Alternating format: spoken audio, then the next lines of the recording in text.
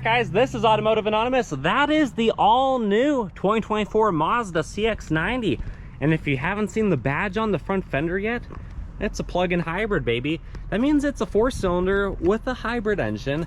And today we're going to review it, so we're going to do a walk around, go through the specs, initial driving impressions, 0 to 60 with the GPS, and then final thoughts to decide, is the CX-90 worth your time and money?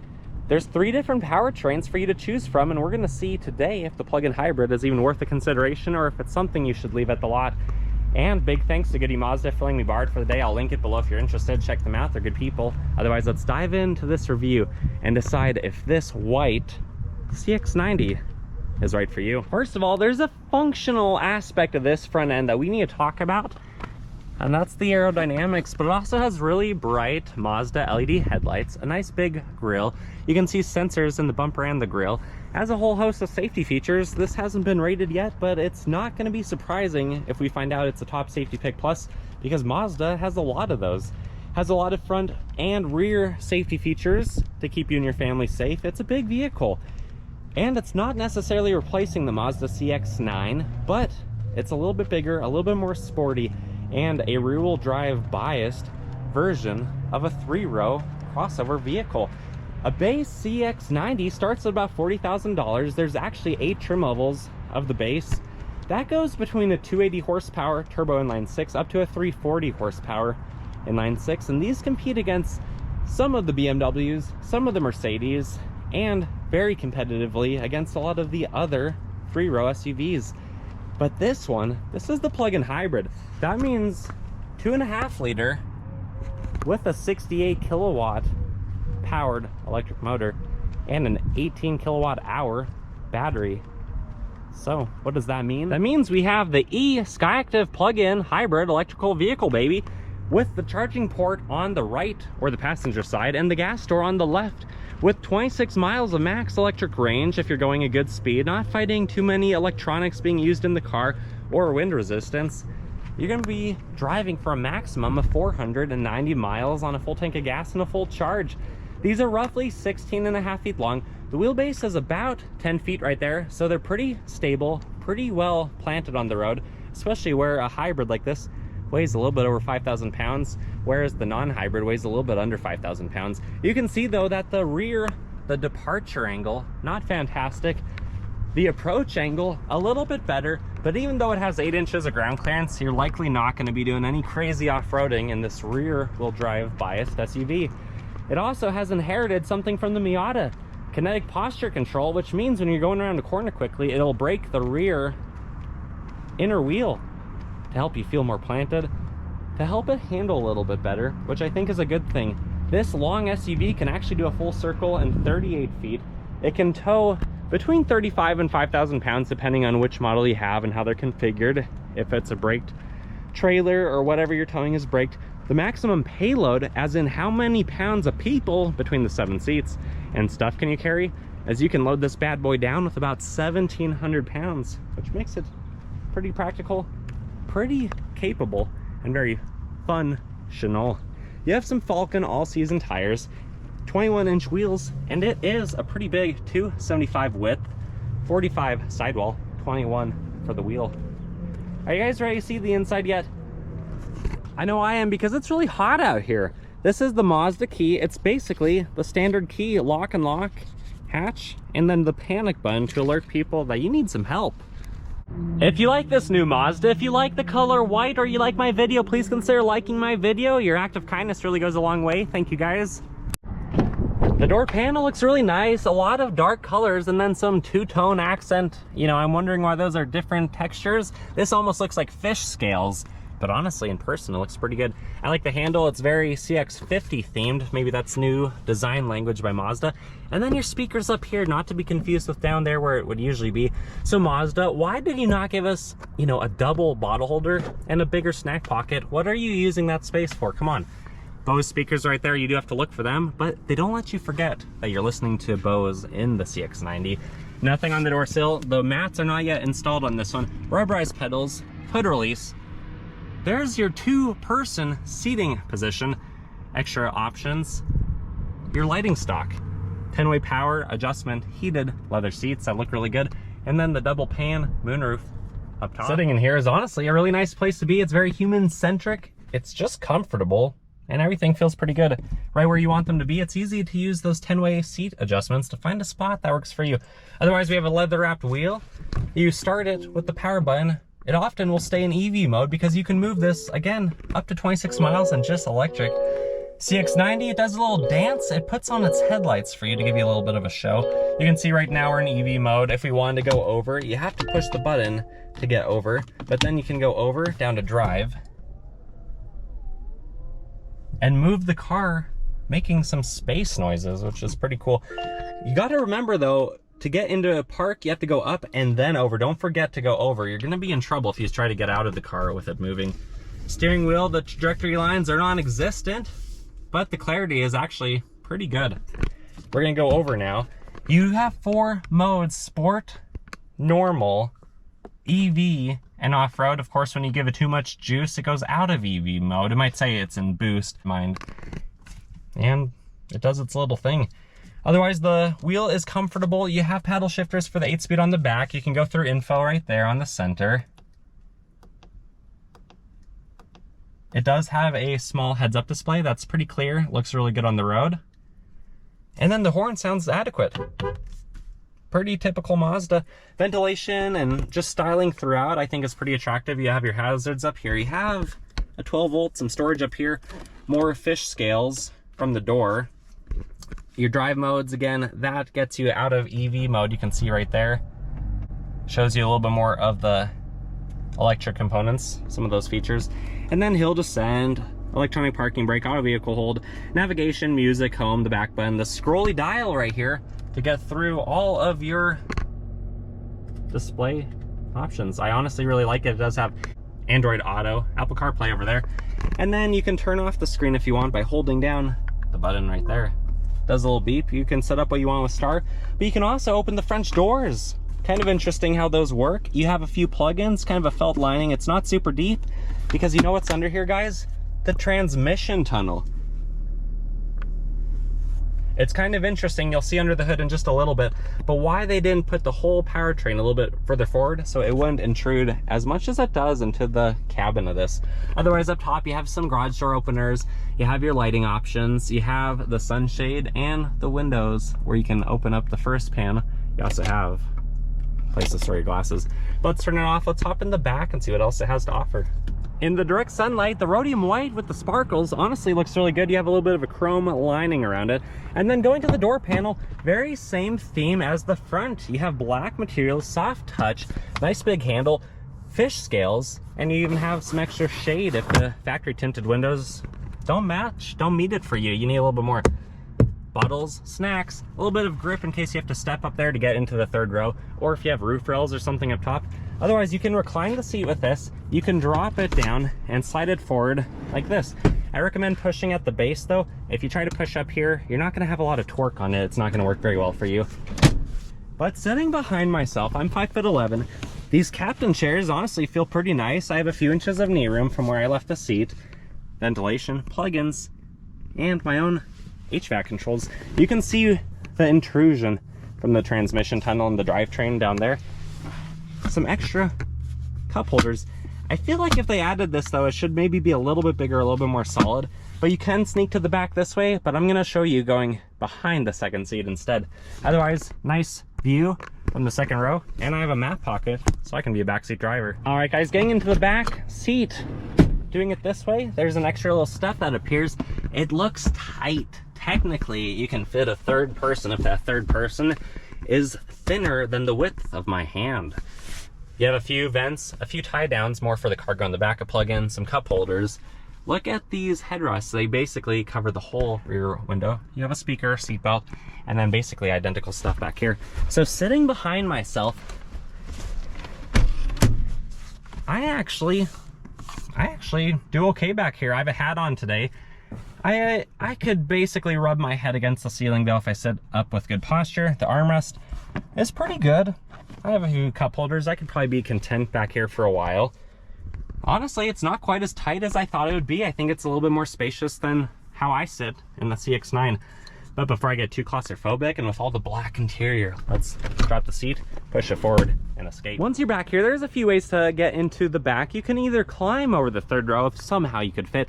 You could push the button underneath the Mazda emblem. You'd push the remote button, which is what I'll do. Or there's that button you probably saw on the left of the steering wheel.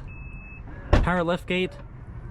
Also, check out how high the hatch opens compared to the roofline. Something worth noting when you compare this vehicle to other vehicles that you might be considering for how well it'll fit in your garage or the heights of your ceilings. Back here you have your charging equipment and these mats that haven't been installed yet. And back here it's roughly 15 cubic feet of room. If you drop the seats, you have closer to 40 behind the second row. If you drop that row additionally, you gain about 30 more. So it is fairly tight in cargo capacity for a 3-row SUV. It's about 10 cubic feet less than something like a Subaru Ascent, as perspective for those of you who know that vehicle. Anyways, you do have a household style charging port. That's how you turn it on. LED lighting, bag clips, a few tie downs like you saw earlier. There's your charging cords, a 12 volt here. And then under the floor, you have your tools, a little bit of extra cargo capacity. And then you have your spare tire under here, which is actually pretty difficult to get to. And then the Bose speaker should be in the spare tire right under there. So you can get it if you need to, but it's not as convenient as a few of the other options for how to get to that spot. Otherwise, you can lock and lower, or you can just lower as we'll do right now. Otherwise, Mazda hasn't given you any surprises on the rear passenger side. It's all the same materials, the same accessibility. You still have a mat pocket. You can still move the seat just as easily. And these, again, are captain chairs with the armrests, and they're very comfortable. Now, if you're going to be riding shotgun in the CX-90, your door panel looks awfully similar to the driver, minus a few of the extra controls. Still, there's nothing on the door sill, nothing on the floor, no extra storages outside of the glove box, but you do have power seats. They're comfortable, they're heated, they're holding our backpack in place really well and keeping us safe. Non-locking glove box, but it actually is adequately sized. I do wish it had some sort of plugins in here, maybe a 12 volt or something. It's time to come around, pop the hood, and show you what the hybrid 4-cylinder system looks like. Under the hood is one of the most interesting engine covers that I've ever seen. You actually need quite a bit of reach and range of motion to get it up there to expose the engine. And also look at how far back it is. It's almost a front mid-engine SUV, which is kind of interesting. This is the middle powertrain for the CX-90. So it's a 2.5 liter Skyactiv with the hybrid system. It's an 18 kilowatt hour battery, giving it 26 miles of electric range and a max power output of 323 and 369 twisty pound-feet of torque, which is pretty substantial. Remember, the inline six, that can get up to 280 horse in its lowest configuration, 340 horse in its best. But the electric system really helps performance, especially at altitude like we are. You're gonna see it's pretty quick, 0 to 60. I do wish Mazda included more Dollar Tree plastic lining, rubber lining, around the engine bay to keep water and moisture out, just like they do on the Miata. That's the only vehicle I've ever seen that on. Otherwise, all of your reservoirs are up top. You have the battery hidden under this plastic cover. You have the brake fluid reservoir and some more components under that reservoir, that plastic cover where the reservoir lives. Anyways, lots of room. Easy to change the serpentine belt, easy to change your oil because it still takes oil with this 2.5 liter. Let's drop the hood. Time to time travel and teleport to one of my favorite roads and show you guys how it handles the pavement and how fast it is. Initial driving impressions of the all-new 24 CX-90 with the plug-in hybrid version. It's honestly pretty comfortable. Side mirrors are pretty good. Visibility overall is pretty good. Mazda usually has pretty good visibility. Sometimes their windows are a little bit shorter than some of the competition, like things by Subaru, Toyota, or Honda in certain situations. This one's no exception, but overall I can still see where I'm going. I can see everything. And because it's a Mazda, it's Japanese built, it's very human-centric in design, has the same handle similar to the CX-50, that new language they're going with their interior design. The leather-wrapped wheel feels very nice in the hand. And you can see I'm in sport mode, but something interesting, again, is you can go through 4 different drive modes that are all quite a bit more different in this than they are in many other vehicles, because a lot of other vehicles don't have an EV-only mode when they're a hybrid. This one's kind of cool though, being the plug-in. You have a little bit more options, you have a little bit bigger battery, a little bit more juice. But when you're in sport mode and you want to give it some gas, you want to see what it can do, pretty good. It feels powerful. It doesn't feel fast. I'm not sure I would call it quick, but it does feel powerful. When you're in EV mode, you get some purple accents, which look really cool. You can obviously see charge on the left, power on the right. When you give it the gas, things light up. You can see you kicking in the boost. It even says boost sometimes, which is pretty cool. Otherwise, if you notice the bottom right of the info display, you can see how many miles you can go on a charge, and then gas and electricity combined, which is a pretty cool feature to have.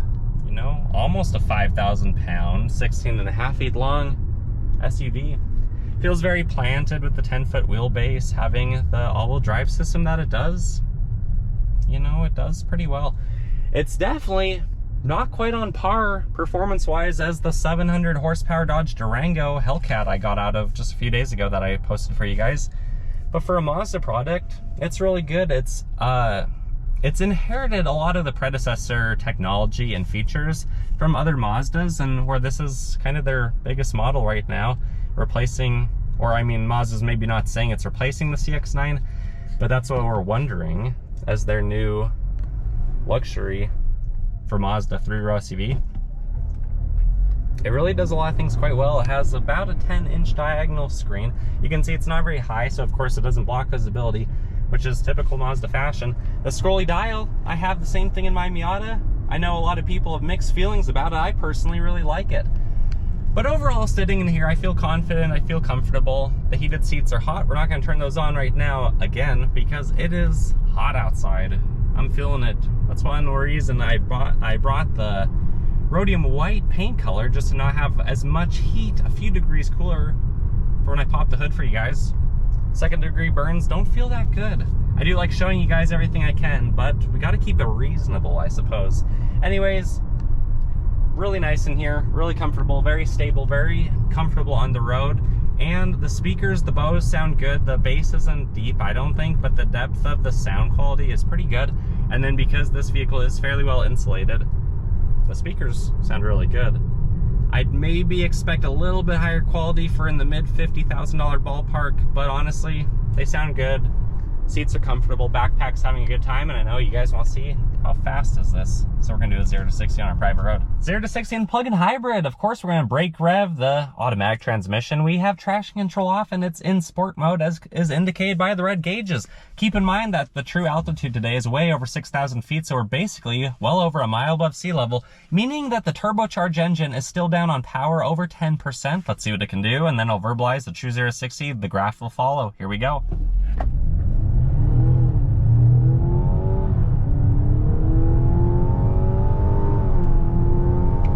And true 0 to 60 came in 6.69 seconds. That's not bad given the weight of this vehicle, our elements, and just how hot out it is today. Here's that graph.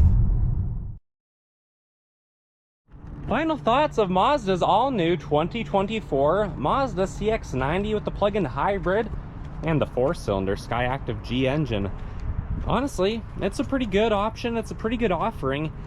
I know it competes against some of the higher, more expensive vehicles, but in the mid-50s, that feels kind of rich for my blood. There's a lot of other good options at that price point. A lot of other crossover 3-row SUVs, but we gotta keep this in mind. This is a rear-wheel drive biased, even has connective posture control to help you go around corners better. This is supposed to be a sportier, more refined option, which is often what Mazda does, what they do pretty well. They make really good driving cars, sometimes at the expense of passenger and cargo capacity. But overall, it's all-wheel drive. It has a lot of power. It's pretty quick. It looks good. Has a whole host of safety features that it's inherited from the other predecessors and the other vehicles in Mazda's lineup. And honestly, it's one you might want to consider driving and decide if it's right for you. What are your thoughts, guys? Comment them below. Let me know what you're thinking. Have you owned one yet? Are you thinking of it? What are you comparing it to? That's what I'm very interested in. And if you like my style, if you like my video, please consider liking my video. Subscribe if you want to see more. I post at least once a week. And I hope you guys have a wonderful rest of your day. Take care.